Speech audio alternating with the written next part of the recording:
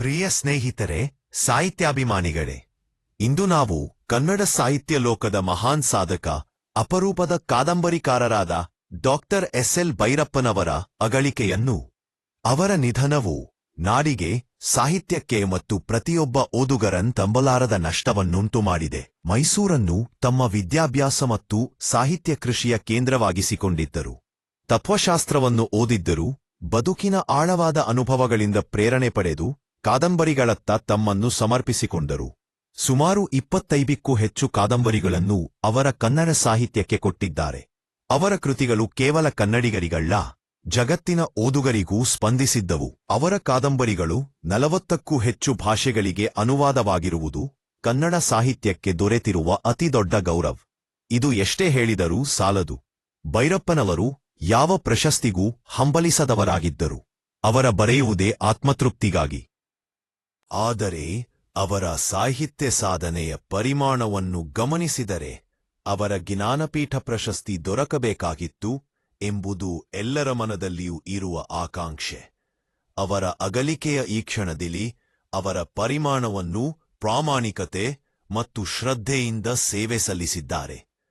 ನಿಜಕ್ಕೂ ಅವರ ನಮ್ಮೆಲ್ಲರಿಗೂ ಪ್ರೇರಣೆಯಾದ ಉಳಸ್ಸು ನಡೆಸಿದವರು.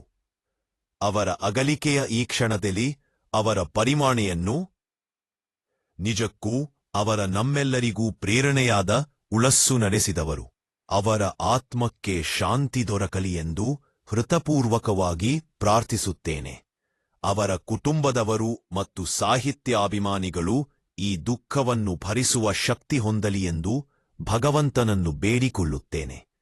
ಮೈಸೂರಿನಲ್ಲೇ ಅವರ ಸ್ಮಾರಕವನ್ನು ನಿರ್ಮಿಸುವ ಕಾರ್ಯವನ್ನು ಸರ್ಕಾರ ಕೈಗೊಂಡರೆ ಅದು ಕನ್ನಡ ಸಾಹಿತ್ಯ ಲೋಕಕ್ಕೆ ದೊರಕುವ ನಿಜವಾದ ಗೌರವವಾಗಲಿದೆ. ನಮ್ಮ ನಾಡು ಕಂಡ ಶ್ರೇಷ್ಠ ಸಾಹಿತ್ಯಗಳಿಗೆ ಶ್ರದ್ಧಾಂಜಲಿಗಳನ್ನು ಸಲ್ಲಿಸೋಣ. ಓಂ ಶಾಂತಿಃ ಶಾಂತಿಃ ಶಾಂತಿಃ. ಎಸ್.ಎಲ್. ಭೈರಪ್ಪನವರು ಅವರ ನಿಧನದಿಂದ ಸಾರಸ್ವತ ಲೋಕ ಬಹಳ ಬಡವಾಗಿದೆ. ಅವರು ಸುಮಾರು 25 ಕಾದಂಬರಿಗಳನ್ನ ಬರೆದಿದ್ರು. ಮೈಸೂರಿನಲ್ಲೇ ಹೆಚ್ಚು ಕಾಲ ಇದ್ರು. ಓದದ್ದು ಮೈಸೂರಿನಲ್ಲೇ, ಹೈಸ್ಕೂಲಿಂದ MA ವರೆಗೆ ಮೈಸೂರಿನಲ್ಲೇ ಅವರು ವಿದ್ಯಾಭ್ಯಾಸ ಮಾಡಿರ್ತಕ್ಕಂಥದ್ದು. ಸೊ ಮೈಸೂರು ಅವರ ಕರ್ಮ ಸ್ಥಳ. ಅವರ ಕಾದಂಬರಿಗಳು 40 ಭಾಷೆಗಳಿಗೆ ತರ್ಜುಮೆ ಆಗಿದ್ದಾವೆ. ಬಹುಶಃ ಇಷ್ಟೊಂದು ಭಾಷೆಗಳಿಗೆ ತರ್ಜುಮೆ ಆಗಿರ್ತಕ್ಕಂಥ ಕಾದಂಬರಿಕಾರರು ಬಹುಶಃ ಭೈರಪ್ಪನವರು ಒಬ್ಬರೇ ಅಂತ ಅನ್ಸುತ್ತೆ ನನಗೆ. ಬಹಳ ಓದುಗರನ್ನ ಸಂಪಾದನೆ ಮಾಡಿದ್ರು. ಬೇರೆ ಭಾಷೆನಲ್ಲೂ ಸಂಪಾದನೆ ಮಾಡಿದ್ರು, ಕನ್ನಡ ಭಾಷೆನಲ್ಲೂ ಕೂಡ ಸಂಪಾದನೆ ಮಾಡಿದ್ರು. ಅವರು ಒಂದು ಸಣ್ಣ ಹಳ್ಳಿನಲ್ಲಿ ಹುಟ್ಟಿದ್ದವರು. ಬಹಳ ಕಷ್ಟಪಟ್ಟು ಮೇಲಕ್ಕೆ ಬಂದಿದ್ರು. ಅವರ ಸಬ್ಜೆಕ್ಟ್ ಫಿಲಾಸಫಿ. ಆದರೆ ಸಾಹಿತ್ಯ ಕ್ಷೇತ್ರದಲ್ಲಿ ಬಹಳಷ್ಟು ಖುಷಿ ಮಾಡಿದ್ರು. ಬಹಳ ಆಶ್ಚರ್ಯ ಏನಪ್ಪಾ ಅಂತಂದ್ರೆ, ಬೋಧನೆ ಮಾಡ್ತಾ ಸಾಹಿತ್ಯ ಖುಷಿನೂ ಕೂಡ ಮಾಡ್ತಾ ಇದ್ರು. ಸಾಮಾನ್ಯವಾಗಿ ಎರಡೂ ಕೆಲಸ ಮಾಡೋದು ಕಷ್ಟದ ಕೆಲಸ. ಅಂಥದ್ರಲ್ಲಿ ಎರಡೂ ಕ್ಷೇತ್ರದಲ್ಲಿ ತಮ್ಮನ್ನು ತೊಡಗಿಸ್ಕೊಂಡ್ರು ಕೂಡ ಸಾಹಿತ್ಯ ಕ್ಷೇತ್ರದಲ್ಲಿ ಆಸಕ್ತಿ ಇತ್ತು ಅವರಿಗೆ. ಅವರು ಅದಕ್ಕೆ ಕಾದಂಬರಿಗಳನ್ನ ಬರೆಯೋದು ನನ್ನ ಆತ್ಮತೃಪ್ತಿಗೆ ಅಂತ ಹೇಳ್ತಾ ಇದ್ರು.